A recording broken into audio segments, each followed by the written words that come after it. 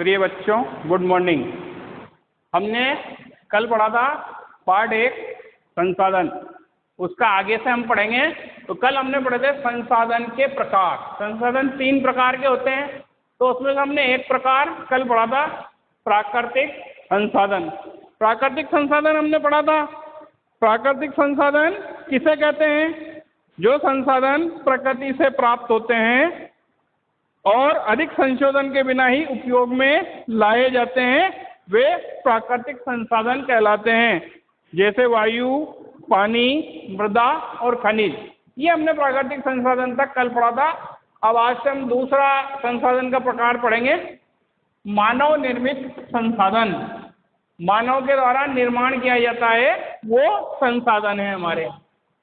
तो मानव निर्मित संसाधन कौन क्या होता है? खनिज व लौह अयस्क। उस समय तक संसाधन नहीं था जब तक लोगों ने उससे लोहा बनाना नहीं सीखा। अर्थात खानों में से लोहा निकलता है, कच्चा लोहा निकलता है। उससे जब तक वो कच्चा लोहा कोई काम नहीं आता है, वो कब काम आता है? जब वो पक्का लोहा बन जाता है। उस लोहे को बना के लोग प्राकृतिक संसाधनों का उपयोग करते हैं। पुल बनाते हैं, सड़क बनाते हैं, मशीनें बनती हैं और वाहन बनाने में उनका उपयोग होता है, जो मानव निर्मित संसाधन कहलाते हैं। अर्थात लोहा, जो कच्चा लोहा होता है, कच्चा लोहा हमारे उपयोग में नहीं आता है, खान से निकलता है वो, फिर उसका शुद्धिकरण किया जाता है। शुद्धिकरण के बाद वो लोहा बनता है, उससे जो वस्तुएं बनती हैं या कोई भी हमारी वस्तु बनती है, वो मानव निर्मित संसाधन हो जाते हैं। तो जो लोग प्राकृतिक संसाधनों का उपयोग करते हैं पुल, सड़क, मशीन, वाहन बनाने में, तो मानव निर्मित संसाधन कहलाता है, क्योंकि मानव ने इनका निर्माण किया है। संसाधन का तीसरा प्रकार आता है मानव संसाधन, यानी कि मानव स्वयं ही संसाधन है। कैसे संसाधन है? लोग और अधिक संसाधन बनाने के लिए प्रकृति का सबसे अच्छा उपयोग तभी कर सकते हैं जब उनके पास तकनीकी ज्ञान व कौशल और प्रौद्योगिकी हो। इसलिए मनुष्य एक विशिष्ट प्रकार का संसाधन है, अतः लोग मानव संसाधन है। क्या मतलब होता है इसका? मनुष्य के पास ज्ञान है, बुद्धि है, अपना तकनीक है, किसी भी चीज में विशिष्टीकरण है। वो सारी चीजें होने के कारण मानव किसी भी चीज का निर्माण कर सकता है, किसी भी चीज को बना सकता है अपने तकनीकी ज्ञान से, कौशल से, प्रौद्योगिकी का प्रयोग करके उसको संसाधन। तो मानव ने किसी चीज को बनाया तो मानव स्वयं एक संसाधन हो गया। तो मानव यहाँ पर संसाधन है, मनुष्य एक विशिष्ट प्रकार का संसाधन है।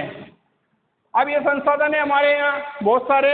अब संसाधनों का संरक्षण यानी कि बचाव, उनको कैसे संसाधनों को सुरक्षित रखना है, या संसाधन संरक्षण किसे कहते हैं? सबसे पहले तो हम ये जानेंगे। तो संसाधनों का सतर्कतापूर्वक उपयोग करना और उन्हें नवीकरण के लिए समय देना संसाधन संरक्षण कहलाता है।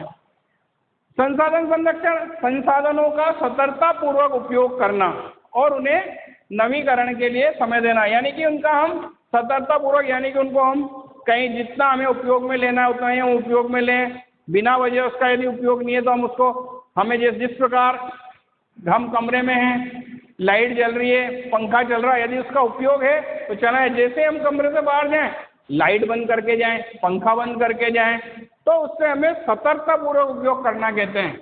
और नवीकरण के लिए समय देना, नवीकरण के लिए समय देने का अर्थ होता है नवीन, उसका जब पुनः चक्रण होता है, विद्युत भी बनती है, जल विद्युत बनती है, तब जाके आती है, तो उसका नवीनीकरण के लिए समय देना संसाधन संरक्षण कहलाता है। इसके बाद आता सतत पोषणीय विकास। सतत पोषणीय विकास क्या होता है? संसाधनों का उपयोग करने की आवश्यकता और भविष्य के लिए अनेक संरक्षण में संतुलन बनाए रखना सतत पोषणीय विकास कहते हैं। संसाधनों का उपयोग हम करते हैं, संसाधन समाप्त हो जाते हैं। संसाधन समाप्त हो जाते हैं तो भविष्य में हमें फिर जरूरत पड़ने वाली है उन संसाधनों की। तो उस संसाधनों को पोषण करना, यानी कि उनको दोबारा बनाना या दोबारा पृथ्वी से प्राकृतिक रूप से हमें प्राप्त होना, ये हमारा संसाधनों का उपयोग की आवश्यकता और भविष्य के लिए संरक्षण में संतुलन बनाए रखना। हमें जितनी आवश्यकता उतना संतुलन रहे, पृथ्वी पर संतुलन रहता है। इतने सारे हमारे जानवर हैं, सबके लिए भोजन है, सबके लिए आवश्यकताएं हैं, और क्या कहते हैं जो उसको क्या करते हैं हम, तो वो सारा उपयोग में आता है, और ये हमारा सतत पोषणीय विकास कहलाता है। इसके बाद है संरक्षण के तरीके। संरक्षण यानी संरक्षण किसका, संसाधनों का संरक्षण, संसाधनों के संरक्षण के तरीके। कम उपयोग करना, कम उपयोग करने का अर्थ ये नहीं है कि हम उसका उपयोग ही नहीं करें, जितना हमें आवश्यकता है उतना हम किसी भी वस्तु का उपयोग करें।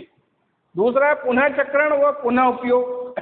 हमें लगता नहीं है कि हम कम उपयोग करें, पुनः चक्रण दोबारा जब बनता है तो उसको बनने के लिए समय दें, ऐसा नहीं वो बन ही नहीं पाएगा और हम फिर उसका उपयोग करने लग जाएं, तो वो उसकी जो क्वांटिटी और क्वालिटी है वो उतनी बढ़िया नहीं होगी। जल की एक एक बूंद मूल्यवान है, पानी हम ढोल देते हैं, पानी नहीं ढोलना हमें, जल बहुत मूल्यवान है। जल, पेड़ पौधों को सुरक्षित रखना, पेड़ पौधे नहीं कटने चाहिए, पेड़ पौधे, कागज हमें वेस्ट नहीं करना चाहिए, व्यर्थ नहीं फाड़ना चाहिए। कागज कहीं से बनते हैं, पेड़ पौधों से बनते हैं, पेड़ पौधों से बनेंगे तो कागज बनाने के लिए पेड़ पौधों को काटना पड़ेगा। पेड़ पौधों को सुरक्षित रखना है, इससे हमें बहुत उपयोगी और मूल्यवान वस्तु है। पानी को हमें बचाना है, विद्युत को हमें बचाना है, ये सब हमारे संरक्षण के तरीके हैं। इसके बाद आता है सतत पोषणीय विकास के सिद्धांत। सतत पोषणीय विकास यानी कि किस प्रकार सतत पोषण होगा संसाधनों का। तो संसाधनों का सतत पोषण, पहला है जीवन के सभी रूपों का आदर व देखभाल करना।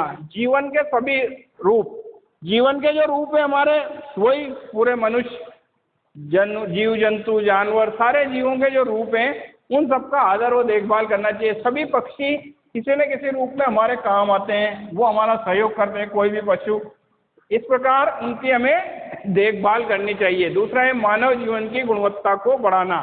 मानव जीवन की गुणवत्ता, मानव का जीवन गुणवत्तापूर्ण है, मनुष्य में बुद्धि होती है, तकनीक होती है, कौशल होता है, तो मानवों की गुणवत्ता को और ज़्यादा विकसित करना। आप जैसे हो, भी बच्चे हो, आपकी गुणवत्ता है तो उनकी गुणवत्ता में परिवर्तन, आप पढ़ाई करेंगे, अच्छी पढ़ाई करेंगे तो आपकी गुणवत्ता बढ़ेगी, आप अच्छे मार्क्स लाएंगे आपकी गुणवत्ता बढ़ेगी, तो मनुष्य की गुणवत्ता बढ़नी चाहिए। तीसरा है पृथ्वी की जीवन शक्ति विविधता का संरक्षण करना। पृथ्वी की जीवन शक्ति है उसका हमें विविधता पूर्वक संरक्षण करना चाहिए। तरह तरह से उसके बचाव के जो उपयोग हैं, मिट्टी, जैसे मिट्टी का कटाव है उसको रोकना चाहिए, जल है उसका हमें डैम बना के रोकना चाहिए। पर्यावरण के प्रति, चौथा है पर्यावरण के प्रति व्यक्तिगत व्यवहार और अभ्यास में परिवर्तन। पर्यावरण हमारा, पेड़ पौधों को, हमारा जो व्यवहार है उससे अभ्यास में परिवर्तन करना चाहिए। पांचवा है प्राकृतिक संसाधनों के ह्रास को कम करना। प्राकृतिक संसाधन है उनके ह्रास यानी उनको घटने नहीं देना चाहिए हमें। प्राकृतिक जो हमें प्रकृति से मिले हुए हैं, जो प्रकृति से प्राकृतिक रूप से हमें प्राप्त हैं, उनका पुनः चक्रण होकर वो हमें मिले। छठा है समुदायों को अपने पर्यावरण की देखभाल करने के योग्य बनाना। समुदाय, मनुष्यों के काफ़ी समुदाय हैं, जो समुदाय अपने पर्यावरण की देखभाल के लिए योग्य हों, हम उनको प्रेरित करें। अभी बरसात का मौसम है, पेड़ पौधे लगाने के लिए हम उनको प्रेरित करें, उसकी देखभाल करें, जब तक पेड़ बड़ा नहीं हो जब तक हम उसकी देखभाल करें। तो ये सतत पोषणीय विकास, संसाधनों का सतत पोषणीय विकास कहलाता है। धन्यवाद।